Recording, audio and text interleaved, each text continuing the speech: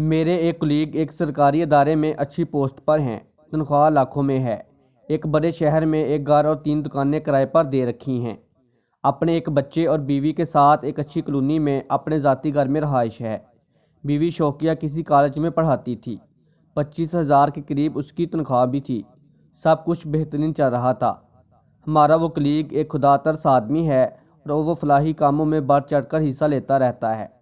اس کی بیوی کو کسی طرح معلوم ہو گیا کہ وہ کئی سالوں سے اپنے رشتہ داروں میں 2 بیوہ بوڑھی خواتین ان کے یتیم بچوں کی کفالت کر رہا ہے۔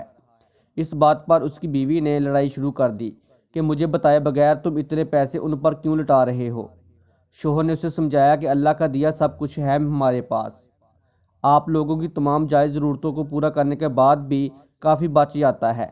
اس میں سے اللہ کی راہ میں خرچ کرنا اور پھر اپنے ہی رشتہ داروں پر خرچ کرنا بھی ہماری ذمہ داری ہے۔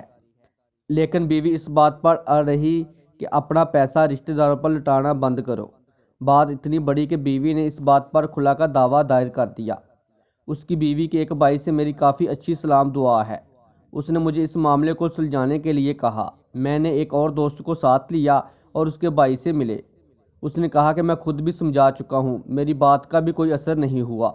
اب یہ کہتا ہوں کہ امی ابو کی موجودگی میں بہن سے ہم سب مل کر بات کر لیتے ہیں۔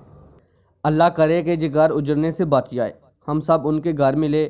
ان کا چھوٹا سا گھر تھا جس میں 3 بھائی اپنے درجن بھر بچوں اور والدین کے ساتھ رہائش پذیر تھے۔ لڑکی سے ہم نے پوچھا کہ شوہر سے کیا شکایت ہے اور اس کے ازالے کی کوئی صورت ممکن ہے؟ کہنے لگی کہ وہ اپنی ساری آمدن اپنے رشتہ داروں پر لٹا دیتا ہے، یہی شکایت ہے مجھے۔ میں نے پوچھا کیا آپ کی ضروریات کا خیال نہیں رکھتا ہے؟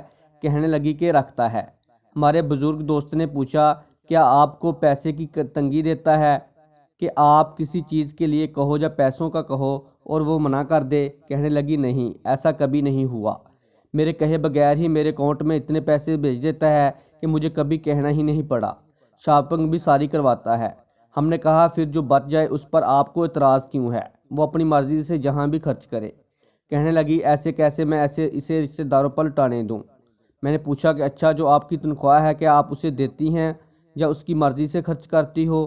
ایک دم اونچی آواز میں بولی وہ میری کمائی ہے تو اپنی کمائی سے اسے کیوں دوں گی؟ وہ میری ہے تو اپنی مرضی سے ہی خرچ کروں گی۔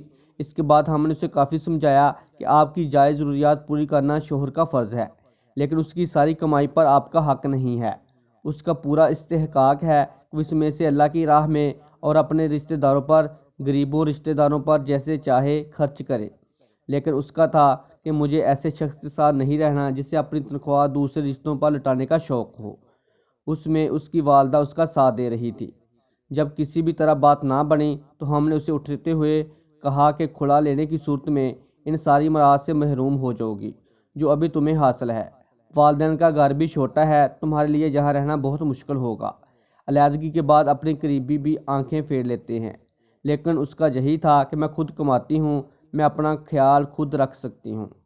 ہم نے اپنے کلیگ کو بھی کہا کہ فی الحال ان کا کوئی اور انتظام کر لو، ہم ان کی کفالت کا ذمہ لے لیتے ہیں، آپ گھر بچا لو۔ لیکن اس کا یہی تھا کہ اصل بات تو یہ ہے کہ میں اپنی آمدن پر بھی اپنا حق نہیں رکھتا۔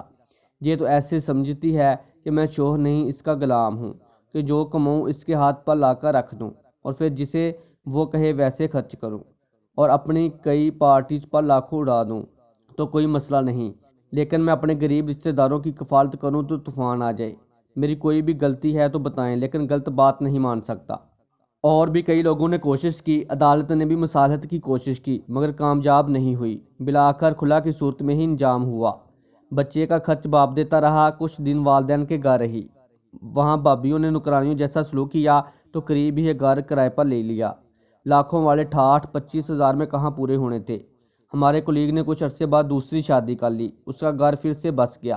جب کہ اس عورت کی حالت دیکھتا ہوں تو ترس آتا ہے، خود بھی رل گئی اور اپنے بچوں کو بھی رول دیا۔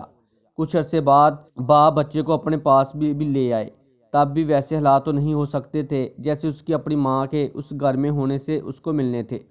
چند سال قبل تک ہمارے معاشرے میں طلاق کو انتہائی معیوب سمجھا جاتا تھا، لیکن حیرت انگیز طور پر پچھلے کچھ عرصے میں اس میں بہت زیادہ اضافہ ہو گیا ہے۔ اس کی ایک بڑی وجہ تعلیم و روزگار کی وجہ سے عورتوں میں خود اعتمادی کے نام پر پیدا ہونے والا غرور بھی ہے۔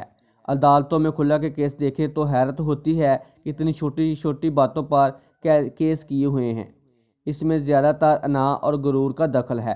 رہی صحیح کسر میڈیا پر چلنے والے ڈراموں نے پوری کر دی ہے۔ اس معاشرے میں اکیلے مرد کے لیے رہنا ایک عذاب ہے۔ عورت تو پھر عورت ہے۔ اس طرح کی مزید سبق موز مورل سٹوریز کے لیے ہمارے چینل کو سبسکرائب، ویڈیو کو لائک اور شیئر کریں۔ شکریہ۔